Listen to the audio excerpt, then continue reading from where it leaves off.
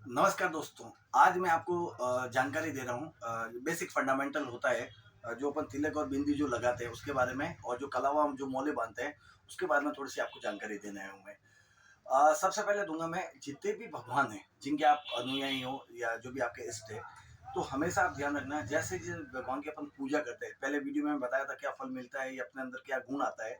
और आज मैं आपको बता रहा हूँ, जैसे भगवान की उत्पत्ति है, जिस भगवान की अपन पूजा करते हैं वो बिंदी लगाते हैं। जैसे कृष्ण कृष्ण भगवान के जो भी भक्त हैं वो हमेशा चंदन का लेपन करते हैं, चंदन का लेप करते हैं।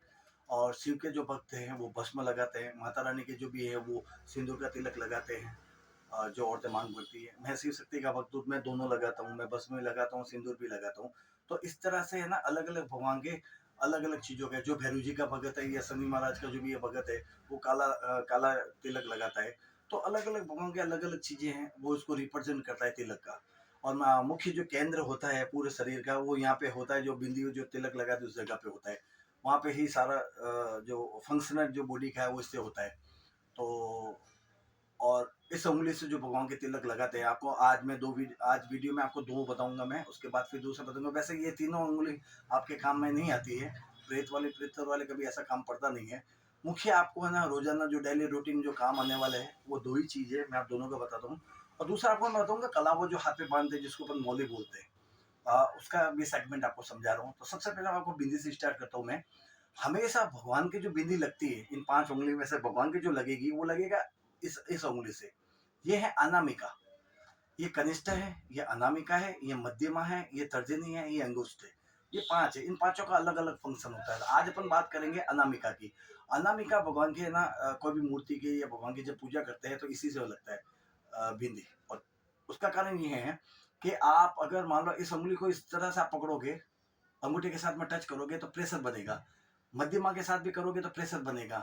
तर्जनी के साथ करोगे तो भी प्रेशर बनेगा। लेकिन आप अनामिका के साथ करोगे ना, बहुत कम प्रेशर लगेगा। फॉर एग्जाम्पल, बॉडी पे, शरीर पे कहीं भी है ना, अगर चींटी चल रही है, आप उसको इस तरह से पकड़ोगे तो मर जाएगी वो, इस तरह से पकड़ोगे तो भी मर जाएगी, इस तर्जनी के साथ पकड़ोगे तो भी मर जाएगी। लेकिन अनामिका के साथ अगर आप उस चींटी को पकड़ोगे ना और छोड़ोगे ना, तो चल के जाएगी वो, क्योंकि इसके अंदर प्रेशर कम पड़ता है। उसका लॉजिक ये है कि आप भगवान को जब भी मूर्ति की आप पूजा करें या मूर्ति को बिंदी लगाए, तिलक लगाए, तो एक जैसे मंदिर के अंदर बहुत सारे लोग एक साथ इतनी बिंदियां लगाते हैं पूरे दिन के अंदर, तो इसमें ना प्रेशर कम लगता है। ठीक है, दूसरी उंगली से जब भी लगाओगे, अंगूठे से लगाओ, तो प्रेशर ज्यादा बढ़ता है, धीरे धीरे मूर्ति हिलने लग जाती है, ये गिरने का भी डर होता है, खंडित होने का डर होता है। तो भगवान को सॉफ्ट हाथ से, सॉफ्ट तरीके से लगाते हैं, इसलिए ये उंगली काम लेते हैं। और व्यक्ति विशेष के जब भी लगाते हैं तो अंगूठे से लगाते हैं। इस अंगूठे से ही लगाना चाहिए, या ब्राह्मण यजमान को लगा रहे हैं या यजमान ब्राह्मण को लगा रहा है, व्यक्ति जो है इंसानों को इस अंगूठे से ही लगेगा।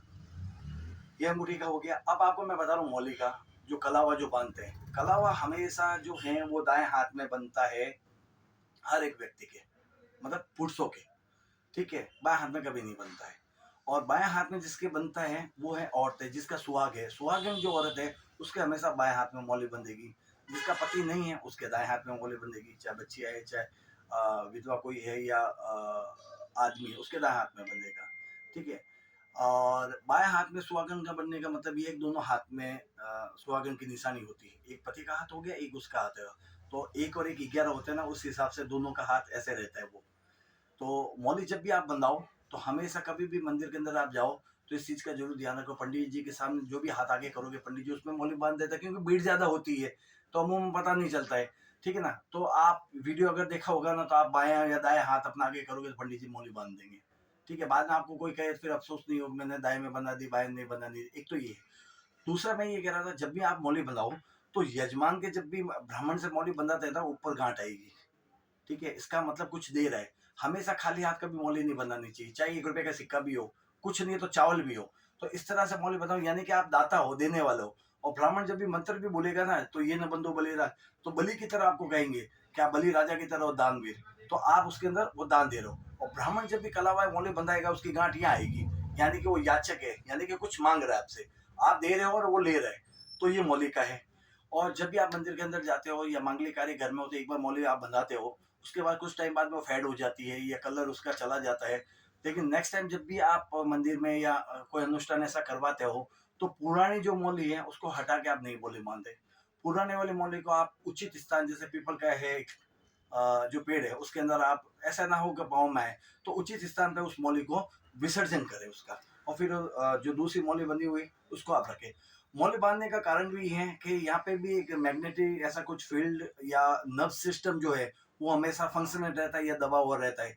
तो इसलिए मौली अपन जो बांधते हैं, जैसे बॉडी के अंदर सनातन धर्म के अंदर जो भी चीजें हैं, तो कुछ ना कुछ वैज्ञानिक उसका अर्थ है, चाहे एक्यूप्रेशर मान लो या और भी कोई चीजें मान लो, तो हमेशा ये चीज अच्छी रहती है मौली बनाने का। बहुत बहुत धन्यवाद आपका। जय माता दी।